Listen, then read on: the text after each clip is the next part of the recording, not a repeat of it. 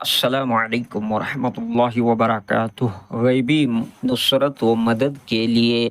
دعوت اللہ اور آپس کی اجتماعیت، یہ دو چیزیں شرط ہیں۔ حضرت دامت برکاتہم نے بہت قیمتی باتیں ارشاد فرمائی ہیں۔ آپ تمام حضرات پوری بات کو دھیان و توجہ کے ساتھ میں سنیں اور ان تمام باتوں پر عمل کرتے ہوئے نقل و حرکت کے ذریعے سے پوری امت تک پہنچائیں۔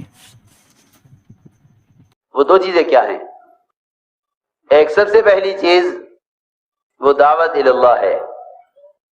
اور دوسری چیز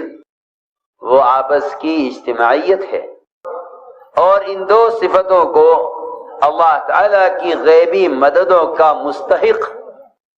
بنانے کے لیے یہ اللہ نے دو شرطیں بیان کی ہیں قرآن میں، ایک دعوت اللہ اور دوسرے آپس کی اجتماعیت۔ حضرت فرماتے تھے کہ اگر مسلمان کی نمازیں، ان کا ذکر و تلاوت، ان کی عبادت، ان کی ریاضت، ان کا مجاہدہ اور ان کی دعائیں عرش تک جا پہنچیں اور اللہ کے ہاں مقبول بھی ہو جائیں، تب بھی اللہ تعالیٰ کی مدد نہیں آئے گی اگر آپس میں اجتماعیت نہیں ہے۔ اجتماعیت کسے کہتے ہیں؟ ایک قوم، ایک زبان، ایک قبیلے، ایک خیال، ایک رنگ یا ایک برادری کا جمع ہو جانا، یہ امت کی اجتماعیت نہیں ہے۔ امت کی اجتماعیت کو اگر دیکھنا ہے تو سب سے پہلے دیکھنا پڑے گا محمد صلی اللہ علیہ وسلم کے ابتدائی دور سے لے کر انتہائی دور تک، کہ آپ نے امت کو کیسے جمع کیا۔ امت کی اجتماعیت یہ نہیں ہے کہ ایک خیال کے لوگ ایک جگہ جمع ہو جائیں، بلکہ امت کی اجتماعیت یہ ہے کہ امت کے درمیان سے رنگ، زبان، قوم، قبیلہ، خاندان، برادری، ان تمام نسبتوں کو ختم کر کے امت ایمان اور اعمال صالحہ پر اور امت دعوت اللہ پر ایسے مجتمع ہو جائے کہ ان کے آپس میں کوئی نام باقی نہ رہے سوائے مسلمان ہونے کے یا سوائے انصار اور مہاجر ہونے کے۔ اس لیے کہ صرف دور صحابہ میں صرف یہ دو نسبتیں ملتی ہیں، انصار اور مہاجر۔ 100% مسلمان کہلاتے تھے، ان کی دو جماعتیں انصار اور مہاجر کہلاتے تھے۔ میں سب سے پہلی بات عرض کر رہا کہ جو فتنے صدیوں میں نہیں آئے وہ فتنے دنوں میں آ جائیں گے اگر امت میں اجتماعیت نہیں ہے۔ اور اجتماعیت میں عرض کر چکا ہوں، اس کو نہیں کہتے کہ ایک قبیلہ، ایک قوم، ایک زبان والے جمع ہو جائیں۔ اجتماعیت جس کو کہتے ہیں کہ امت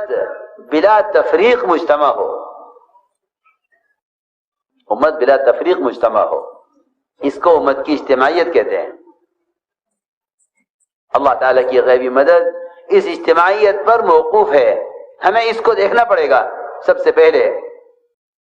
کہ حضور اکرم صلی اللہ علیہ وسلم نے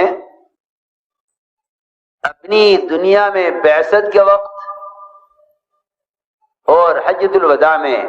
جب آپ امت سے رخصت ہو رہے تھے، اور یہ آپ کا آخری اجتماع تھا، یہ آپ کا آخری اجتماع تھا، یہ آپ کا آخری اجتماع تھا۔ اس موقع پر بھی آپ نے ابتدا میں بھی یہی کر کے دکھلایا اور انتہا میں بھی آپ نے یہی کر کے دکھلایا کہ آپ صلی اللہ علیہ وسلم نے ان تمام نسبتوں کو اپنے پاؤں کے نیچے کچل کر اور ذبح کر کے یہ فرما دیا کہ جب تک قوم، زبان، رنگ، علاقائیت ان کی رگیں کٹیں گی نہیں، اس وقت تک قوم میں جتنا اضطراب اور بے چینی ہے، عوام میں اور حکام میں، خواص میں اور غربا میں، مالداروں میں اور فقراء میں، خاندانوں میں اور اونچ اور نیچی والی قوم میں جتنا یہ فرق اور جتنی خریزیاں ہیں، یہ خدا کی قسم ختم نہیں ہوں گی جب تک امت اجتماعی طور پر ان تمام نسبتوں سے نہ نکلے. کیونکہ آپ جانتے ہیں کہ جانور کو ذبح کرنے کے بعد اگر ان 4 رگوں میں سے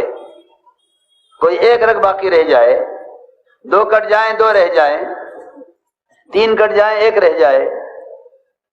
تو آپ جانتے ہیں کہ آپ کا جانور کس قدر اضطراب اور کتنی بے چینی میں ہوتا ہے. اس کے پیروں کا پٹخنا اور اس کا تڑپنا وہ قابو سے باہر ہوتا ہے. بس میں عرض کرنا چاہتا ہوں کہ اس زمانے میں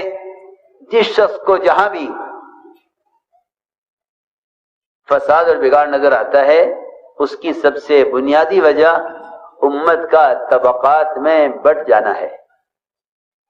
ان طبقات میں تقسیم ہو کر جتنی چاہے نمازیں پڑھ لو، جتنا چاہے ذکر کر لو، جتنی چاہے تلاوت کر لو، جتنا چاہے حج اور عمرے کر لو، امت میں اجتماعیت اعمال عبادت سے نہ ہوگی. امت میں اجتماعیت اعمال عبادت سے نہ ہوگی، بلکہ امت کی اجتماعیت یہ ہے کہ امت کے درمیان کا طبقاتی فرق ختم ہو. حضور اکرم صلی اللہ علیہ وسلم جس طرح تمام جہانوں کی طرف مبعوث ہیں، تمام قوموں کی طرف مبعوث ہیں، آپ رحمت للعالمین ہیں. آپ صرف انسانوں میں نہیں بلکہ ایسے جانوروں کے درمیان صلح کرانے کے لیے آئے ہیں جو جانور فطری طور پر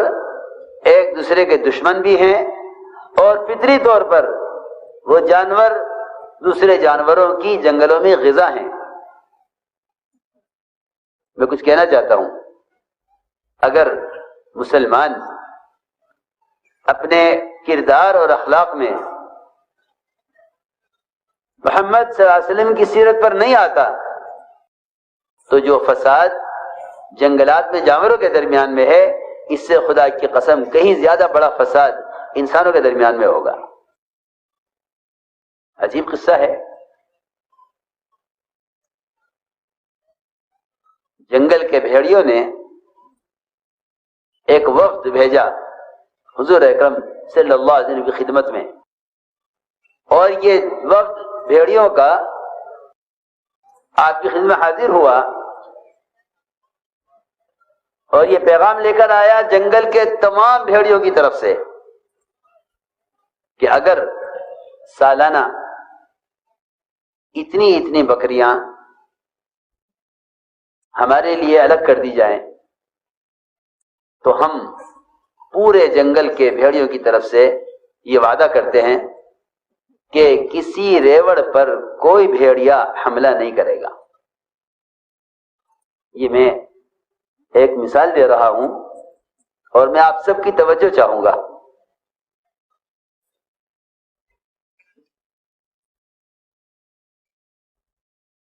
کہ ہم اس کی ضمانت لیتے ہیں، ہم اس کی ضمانت لیتے ہیں کہ پھر آپ کے مسلمان اور آپ کے صحابہ بے فکر جنگل میں جہاں چاہیں بکریاں چھوڑ دیں، ہم برابر سے گزر جائیں گے لیکن ہم اس پر حملہ نہیں کریں گے. اگر اس تعلق سے جنگل میں بکری اور بھیڑیے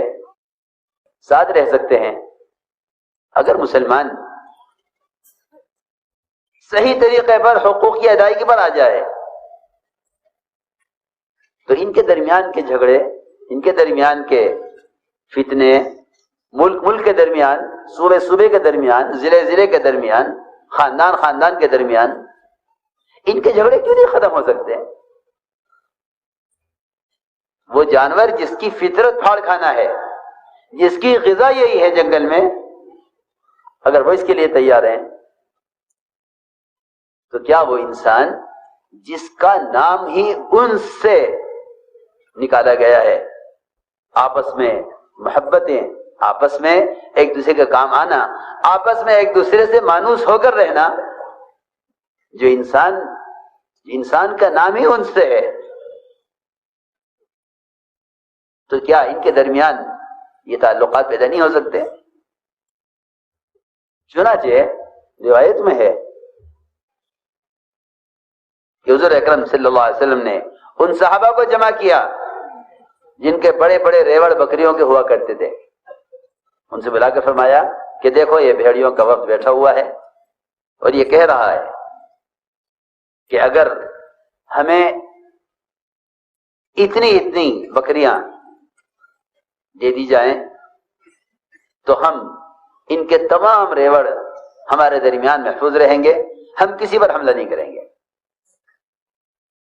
حضور اکرم صلی اللہ علیہ وسلم نے صحابہ کے سامنے بات پیش کی۔ صحابہ نے عرض کیا کہ ہم میں سے کون اس بات کو چاہے گا کہ ہم اپنی بکریاں اٹھا کے ان کو دے دیں، ہم اپنی بکری حفاظت کریں گے اور ہم ان کے لیے بکریوں کا ایک حصہ ان بھیڑیوں کے لیے خاص کر دیں، یہ ہم نہیں چاہتے۔ روایت میں ہے کہ حضور اکرم صلی اللہ علیہ وسلم نے جب یہ دیکھا کہ آپ کے صحابہ اس کے لیے تیار نہیں ہیں، آپ صلی اللہ علیہ وسلم نے بھیڑیوں کو اشارہ کیا اور یہ فرمایا جب یہ چرواہے بھیڑیوں کے، یہ چرواہے بکریوں کے یہ اس کے لیے تیار نہیں ہیں تو پھر تمہیں جہاں منہ مارے اور جہاں تم حملہ کر کے کھا لیا کرو۔ یہ میں نے صرف یہ سمجھانے کے لیے مثال دی ہے کہ آپ کی بعثت اور آپ کی آمد نے انسانوں میں نہیں صرف بلکہ جنگل کو ان درندوں کے درمیان بھی ایسی شکلیں پیدا کر دی تھیں کہ یہ آپس میں جنگلوں میں معمون ہو کر رہے ہیں۔ میرے محترم دوستو، حضور اکرم صلی اللہ علیہ وسلم کی بعثت اور آپ کی آمد، اس نے امت کو جس جہالت سے اور خوریزی سے اور سال کی آپس کی لڑائیوں سے اور قتال سے اور آپس کے جھگڑوں سے مجھ کو نکالا تھا، آپ نے سب سے پہلا کام یہ کیا جو مجھے اصل بات عرض کرنی تھی کہ آپ کی دعوت کا جو سب سے بنیادی اصول ہے اور آپ کی دعوت کا جو بنیادی اسلوب ہے وہ یہ کہ آپ نے امت کو بلا تفریق دعوت دی ہے، امت کو بلا تفریق دعوت دی ہے۔ اور یہ دعوت اگر اس اصول پر نہیں ہے، دعوت اگر اس اصول پر نہیں ہے کہ امت کو بلا تفریق دعوت دی جائے، اگر دعوت اس اصول پر نہیں ہے کہ امت کو بلا تفریق دعوت دی جائے تو میں آپ سے عرض کر چکا ہوں کہ امت دعوت کے بغیر مجتمع نہیں ہو سکتی۔ امت کی اجتماعیت اس میں ہے کہ امت کو بلا تفریق دعوت دی جائے۔ حضور اکرم صلی اللہ علیہ وسلم کی جو اصل دعوت ہے، آپ کی دعوت کا اسلوب یہ ہے کہ آپ نے امت کو طبقات پر جمع نہیں کیا۔ میں سب سے پہلے عرض کروں گا کہ حضور اکرم صلی اللہ علیہ وسلم نے امت کی اجتماعیت کو قائم کرنے کے لیے سب سے پہلے ان کو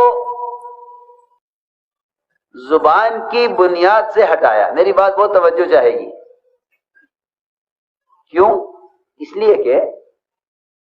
دنیا میں سب سے زیادہ زبانیں ہیں،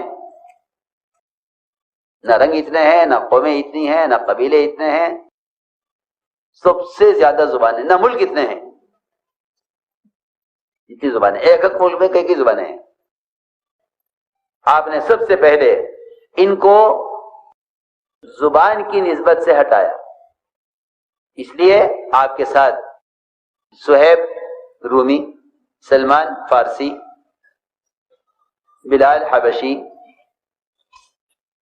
ان کے رنگ مختلف، ان کی زبانیں مختلف، ان کے علاقے مختلف، آپ نے امت بنائی، طبقہ نہیں بنایا، امت بنائی۔ امت بنانے کے لیے آپ کے ساتھ ابتدا سے مختلف زبان کے لوگ ہیں، اور یہ بات واضح کر دی کہ اگر کوئی شخص اپنے آپ کو اپنی زبان کی وجہ سے نبی کی نصرت اور مدد کا زیادہ حقدار سمجھتا ہے تو آپ صلی اللہ علیہ وسلم نے اس چیز کو پسند نہیں فرمایا۔ میں بہت اہم بات عرض کر رہا ہوں، ہم تو ان زبانوں میں الجھے، ان زبانوں میں لڑ رہے ہیں، یہ ساری زبانیں ختم ہونے والی ہیں، صرف ایک زبان باقی رہے گی، عربی زبان۔ جنت میں داخل ہونے والے ہر شخص کی زبان عربی ہوگی، لیکن دنیا میں یہ مختلف زبانیں بکھرے ہوئے ہیں۔ چنانچہ حضور اکرم صلی اللہ علیہ وسلم نے امت کے زبان میں بکھرنے اور تقسیم ہونے کو اتنا ناپسند اور اتنا برا سمجھا کہ ایک مرتبہ ایک حلقہ لگا ہوا تھا، جس حلقے میں صہیب و سلمان اور بلال رضی اللہ اجمعین یہ بیٹھے ہوئے تھے، معاذ بن جبل سید العلماء وہ بھی اس حلقے میں تھے۔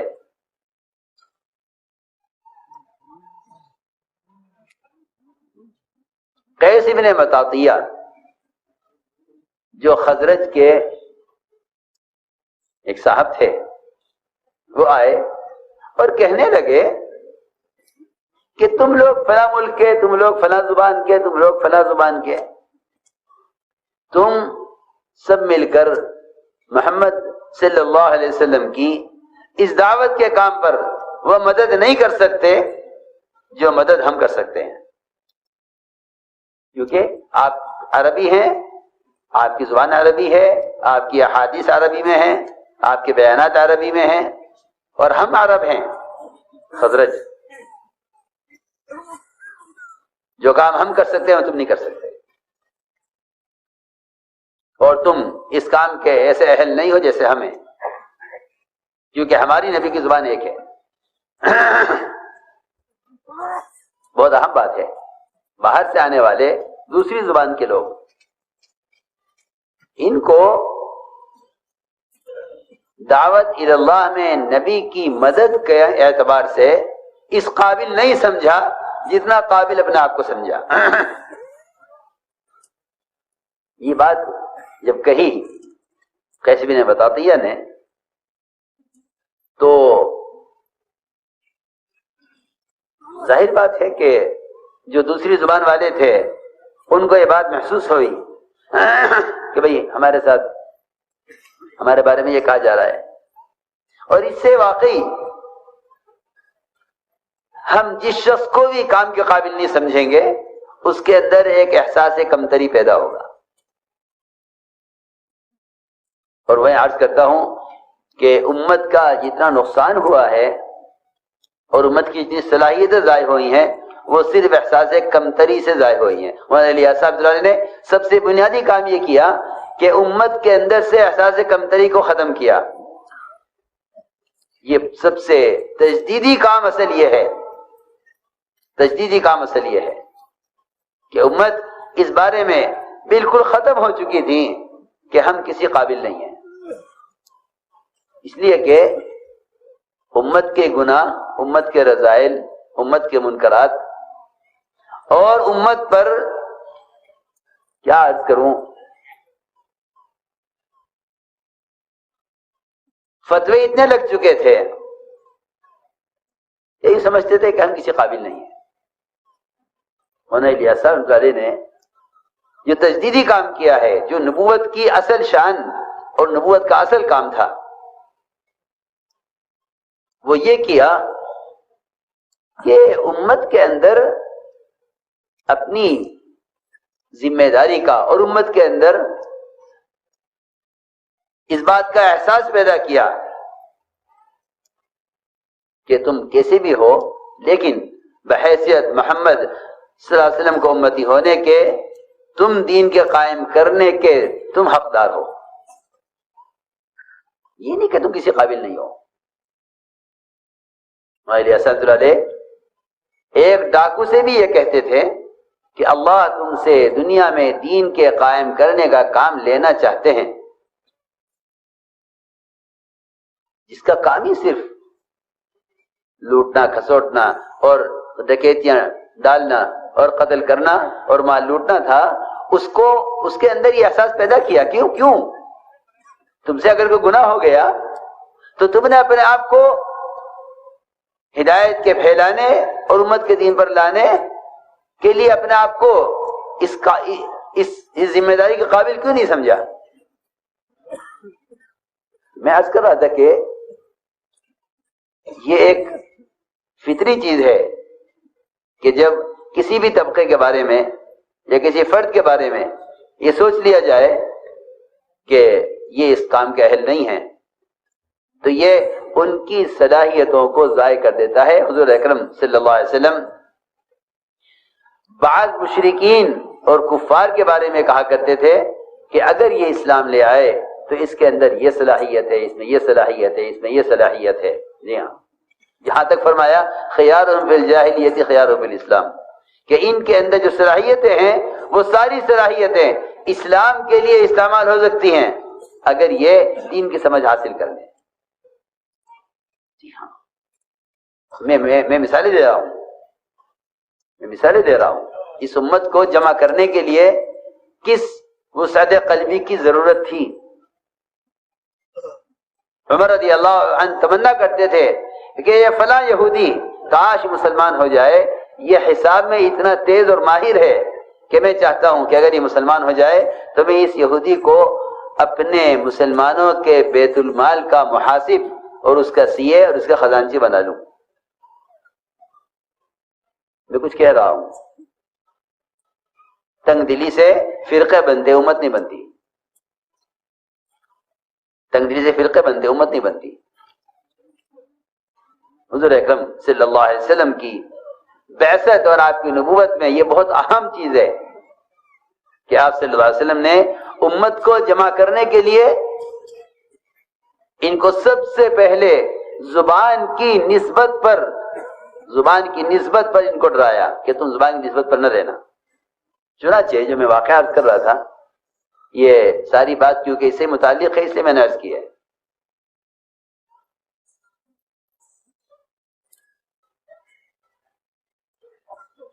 جب یہ بات کہی قیس بن مطاطیہ نے کہ یہ کیا کریں گے کام، ان کو عربی نہیں آتی، ہم عرب ہیں، ہم زیادہ حقدار ہیں نبی کے کام کے، تو اس بات کو دیکھ کر معاذ بن جبل رضی اللہ عنہ، کیونکہ سید العلماء ہیں اور علماء کا ہی حق ہے کہ وہ ہر ایسی چیز کو سب سے پہلے محسوس کریں گے جس سے امت کے درمیان کسی قسم کا انتشار یا امت کے درمیان کسی قسم کی اونچ نیچ پیدا ہوتی ہو یا امت کے درمیان میں ایسے الفاظ تفریق پیدا کرتے ہوں۔ یہ علماء کا مقام ہے اور یہ علماء کی ہی فراست ہے کہ وہ اس چیز کو محسوس کریں۔ انہوں نے معاذ بن جبل رضی اللہ تعالیٰ عنہ، انہوں نے اس بات کو محسوس کر لیا اور یہ خیال کیا کہ یہ کہنا ان لوگوں کے بارے میں کہ یہ نبی کی مدد اور نصرت کے اہل نہیں ہے، کیونکہ ان کی زبان نبی کی زبان میں فرق ہے، اور یہ فخر کر رہے ہیں اس پر قیس بن مطاطیہ کہ ہم عرب ہیں۔ اس پر معاذ بن جبل رضی اللہ تعالی عنہ قیس بن مطاطیہ کا گریبان پکڑ کر اور کھینچ کر لے گئے آپ کی خدمت میں، کھینچ کر لے گیا آپ کی خدمت۔ عرض کیا کہ یہ یوں کہتا ہے کہ ہم زیادہ حقدار ہیں کیونکہ ہم عرب ہیں، ہماری نبی کی زبان ایک ہے، اور اس نے آپ کے صحابہ سلمان، بلال، صہیب ان کے بارے میں یہ کہا ہے۔ حضور اکرم صلی اللہ علیہ وسلم کو اس بات پر اتنا غصہ آ گیا، اس پر اتنا غصہ آ گیا کہ آپ سیدھے منبر پر تشریف لے گئے، صحابہ کو جمع کیا اور آپ نے بیان فرمایا۔ قیس بن مطاطیہ کا گرواد پکڑے ہوئے معاذ ابن جبل رضی اللہ تعالی عنہ منبر کے سامنے کھڑے رہے اور آپ بیان کر رہے تھے۔ آپ نے فرمایا کہ عربی زبان نہ تمہاری ماں ہے نہ تمہارا باپ ہے۔ کوئی اب فخر کرے ماں باپ پہ کرے، میں فلاں کی اولاد ہوں، میں فلاں کی اولاد ہوں۔ فرمایا نہ یہ تمہاری ماں ہے نہ یہ تمہارا باپ ہے، تم نے کیوں فخر کیا اس پر کہ ہم عرب ہیں اور ہم نبی کی مدد اور دعوت کی اس کام میں نبی کی نصرت کے زیادہ حقدار ہیں، تم نے کیوں فخر کیا؟ فرمایا کہ عربی زبان تو زبانوں میں سے ایک زبان ہے، انگریزی زبان ہے، فارسی زبان ہے، چینی زبان ہے، ملائی زبان ہے، یہ بھی ایک زبان ہے، یہ ہے روایت میں۔ فرمایا تو زبان میں سے ایک زبان ہے، تم نے عربی زبان پر کیوں فخر کیا؟ یہ اس لیے کیا، آپ نے اتنی سخت بات اس لیے فرمائی کہ صرف زبان کی بنیاد پر امت کا جمع ہونا یہ امت کی تفریق کا سبب ہے، یہ امت کی تفریق کا سبب ہے۔ صرف زبان کی بنیاد پر جمع ہونا، دیکھو تو صحیح، زبان جو ایک اللہ کی طرف سے تقسیم ہے، جی ہاں، اور اللہ تعالیٰ کی قدرت کی ایک نشانی ہے یہ اختلاف السنتکم والوانکم ان فی ذلک لآیات للعالمین، یہ تو اللہ فرما رہے قرآن میں کہ تمہاری زبانوں کی مختلف زبانیں یہ ہماری قدرت کی نشانی ہے۔ چنانچہ روایت میں ہے کہ آپ نے فرمایا کہ اے معاذ، اسے قیس بن مطاطیہ کو جہنم کی طرف دھکا دے دو۔ اللہ اکبر، میری بات سب بہت توجہ سے سنیں، خود بڑی بات ہے۔ تم نے کیوں کہا یہ کہ ہم عربی زیادہ حقدار ہیں، اور تم نے زبان کی بنیاد پر یہ تفریق کیوں کی امت میں کہ تم یہ کام نہیں کر سکتے، ہم کر سکتے ہیں؟ فرمایا کہ معاذ دعہ الی النار، اس کو جہنم کی طرف دھکا دے دو۔ روایت میں ہے کہ بعد میں یہ قیس بن مطاطیہ مرتد ہوئے، ہاں ان کا اسلام دوبارہ لانا بھی ملتا ہے روایتوں میں، لیکن جو مجھے اصل بات عرض کرنی تھی، یہ ہمارے آپ کے درمیان ایک پرانے ہوں یا نئے ہوں ایک اہم مذاکرہ ہے۔ یہ ایک بات میں نے ایک نسبت عرض کی ہے زبان کی، اس زبان کی نسبت پر یہ واقعہ، یہ چیزیں یاد رکھنے کی ہیں۔ دوسری بات یہ ہے کہ حضور اکرم صلی اللہ علیہ وسلم نے امت کو طبقات میں بھی تقسیم نہیں ہونے دیا کہ یہ خواص کا طبقہ ہے، یہ عوام کا طبقہ ہے، یہ علماء کا طبقہ ہے، یہ جاہلوں کا طبقہ ہے، نہیں۔ امت کی اجتماعیت جس سے یہ اللہ کی مدد کے مستحق بنے باوجود تمام کمزوریوں کے۔ اگر کہیں کسی طبقے کو الگ جوڑنے کی ضرورت ہی پیش آ گئی، ان کی ہدایت کے لیے، ان کی تربیت کے لیے، ان کو اسلام سمجھانے کے لیے، یا یہ کہ ان کا مطالبہ ہے کہ جی آپ ہمیں الگ جمع کریں، اس لیے کہ امت کی تربیت بھی اختلاط میں ہے، امت کی تربیت اختلاط میں ہے، اختلاف میں تربیت نہیں ہے، تربیت اختلاط میں ہے۔ ہماری بات بہت توجہ جائے گی، تربیت اختلاط میں ہے، آپس میں ملنے میں، اختلاف میں تربیت نہیں ہے، اس لیے کہ خدا کی قسم آپس کے ملنے جڑنے سے بیماریاں اتنی منتقل نہیں ہوتی ہیں، تو غلط خیال ہے، لیکن آپس کے اختلاط سے صفات منتقل ہوتی ہیں، آپس کے اختلاط سے صفات منتقل ہوتی ہیں۔ اس لیے ہم نے عرض کیا ہے کہ ہمیں اس مذاکرے میں عرض کرنا ہے کہ حضور اکرم صلی اللہ علیہ وسلم نے امت کی اجتماعیت کے لیے ہر اس نسبت کو ختم کیا، اور کہیں کہیں اللہ تعالیٰ نے آپ کو اس پر تنبیہ بھی کی ہے کہ آپ کو یہ اس طرح نہیں کرنا چاہیے تھا، آپ کو ایسے کرنا چاہیے تھا۔ میں عرض کرتا ہوں، ہم اس کام میں اگر اپنی نظر اور آنکھ سے کسی فرد مسلم کو طبقاتی نظر سے دیکھ رہے ہیں تو یہ نظر امت کو کاٹنے کے لیے کافی ہے۔ یہ کس پارٹی کا ہے، کس جماعت کا ہے، کس خیال کا ہے، کس ذہن کا ہے، کس مذہب کا ہے۔ میں تو یہاں تک عرض کرتا ہوں کہ چار مذہب جو حق ہیں، چار مذہب جو حق ہیں، ان چار مذاہب کے اعتبار سے بھی امت کو اس نظر سے دیکھنا، یہ بھی امت کی تفریق کا سبب ہے، یہ بھی امت کی تفریق کا سبب ہے۔ چار مذاہب جو حق ہیں، اس ایک حق مذہب کے اعتبار سے بھی اگر تم اس نظر سے دیکھ رہے ہو کہ یہ میرے مذہب کا آدمی نہیں ہے، یہ دوسرے مذہب کا آدمی ہے، تو خدا کی قسم امت کی تفریق کے لیے اور اللہ تعالی کے یہاں مجرم ہونے کے لیے اتنا کافی ہے۔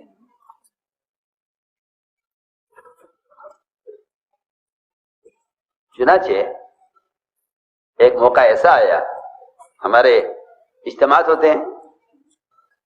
ساتھیوں خیال ہوتا ہے کہ ایک پنڈال خواص کا بنا دیا جائے جس میں خواص رہیں۔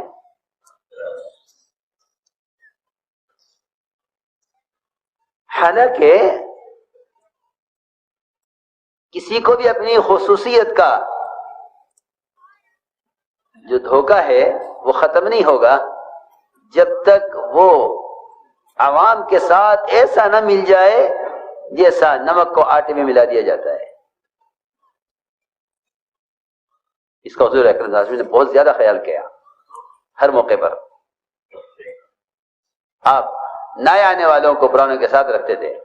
ریکنسٹرکشن آف امہ، اس لیے کہ ڈیلی مرکز جب تک مسلمان